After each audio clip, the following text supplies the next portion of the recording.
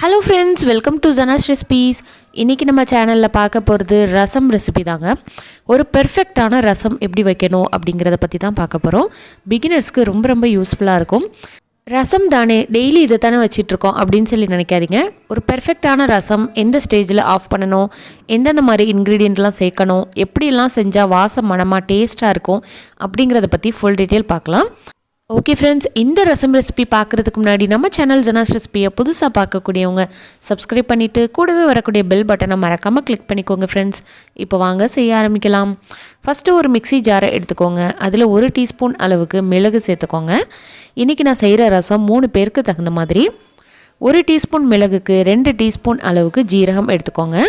இப்போது இந்த மிளகு ஜீரகம் ரெண்டையுமே சேர்த்துட்டு நல்லா அரைச்சி எடுத்துகிட்டு வந்துடலாம். கொரப்பாக அரைச்சா கூட போதும். ரசத்தில் இந்த 2 பச்சை மிளகாய் சேர்த்து அரைச்சிங்கன்னா அதோடைய வாசனை அவ்வளோ பிரமாதமாக இருக்குங்க. இது கூடவே 2 பச்சை மிளகா, ஒரு 10லேருந்து 15 பற்கள் பூண்டு, இது எல்லாத்தையும் சேர்த்து அரைச்சிக்கலாம். ரொம்ப மையாக அரைக்கக்கூடாது, லைட்டாக கொரப்பாக இருந்தால் போதும். அது இருக்கிறது நம்மளுக்கு தெரியணும். அடுத்ததாக புளி பார்த்திங்கன்னா, ஒரு எலுமிச்சம்பழம் சைஸுக்கு புளியை நான் தண்ணியில் ஊற போட்டு வச்சுருக்கேன். ஒரு 10 நிமிஷம் ஊறினதுக்கப்புறமா இந்த மாதிரி கைகளை வச்சு நல்லா பிசைஞ்சு அந்த புளியோடைய சாறை எடுத்துக்கோங்க. இந்த அளவுக்கு நல்லா கரைச்சதுக்கப்புறம் அந்த புளியோடைய சக்கையை எடுத்து தூக்கி போட்டுருங்க. இப்போது அடுத்ததான் தக்காளி பழம் நம்ம சேர்க்க போகிறோம். 2 மீடியம் சைஸ் தக்காளியை நல்லா பொடிப்பொடியாக அரிஞ்சிட்டு சேர்த்துக்கலாம். தக்காளியை சில நேரம் அரைச்சா கூட நல்லது தான்.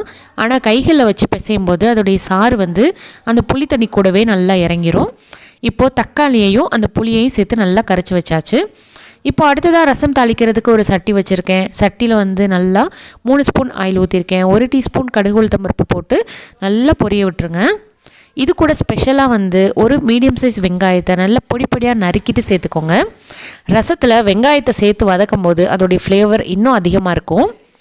இப்போது ஒரு வெங்காயத்தை நல்லா நறுக்கிட்டு சேர்த்து வதக்கியாச்சு. ஒரே ஒரு காஞ்ச மிளகாவையும் சேர்த்து அதில் வதக்கிக்கலாம். இப்போது அடுத்ததான் நம்ம அரைச்சி வச்சுருக்கோம் பாருங்கள், பச்சை மிளகா, பூண்டு, அந்த மிளகு, ஜீரகம் எல்லாத்தையும் சேர்த்து இந்த மாதிரி வச்சுருக்கணும். கொரப்பாக இருக்குது பார்த்திங்களா, இதை ஆயிலே போட்டு வதக்கணும். இந்த மாதிரி செய்யும்போது உங்களுக்கு ரசம் பார்த்திங்கன்னா 2 வீட்டுக்கு வாசனையாக இருக்கும். அவ்வளோ கமகமன் இருக்கும். அந்த பூண்டெல்லாம் சேர்த்து ஆயிலில் ஃப்ரை பண்ணும்போது அவ்வளோ வாசனையாக இருக்குங்க.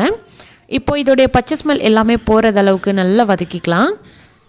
இப்போது இதில் 1 டீஸ்பூன் அளவுக்கு மஞ்சள் தூள் சேர்த்துக்கலாம். கூடவே ரசத்துக்கு தகுந்த மாதிரி உப்பு 1 டீஸ்பூன் சேர்த்துக்கலாம்.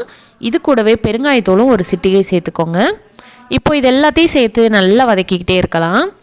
வதக்க வதக்க உங்களுக்கு அந்த ஸ்மெல் ஃப்ளேவர் அதிகமாக இருக்கும். இப்போது அவ்வளோதான், தாளிதம் முடிஞ்சிருச்சு. இப்போ அடுத்ததாக நம்ம கரைச்சி வச்சுருக்கோம் பாருங்கள், புளியும் தக்காளியும், அதை இதில் சேர்த்துக்கலாம். இந்த மாதிரி தாளித்து செய்யும்போது ரசத்தோடைய ஃப்ளேவர் அதிகமாக இருக்கும். இப்போது ரசத்துக்கு தண்ணி எவ்வளோ ஊற்றணும் அப்படின்னா, ஒரு 3 பேர் சாப்பிட்றதுக்கு 4 டம்ளர் அளவுக்கு தண்ணி ஊற்றினா போதும். இதுதான் கரெக்டான அளவு.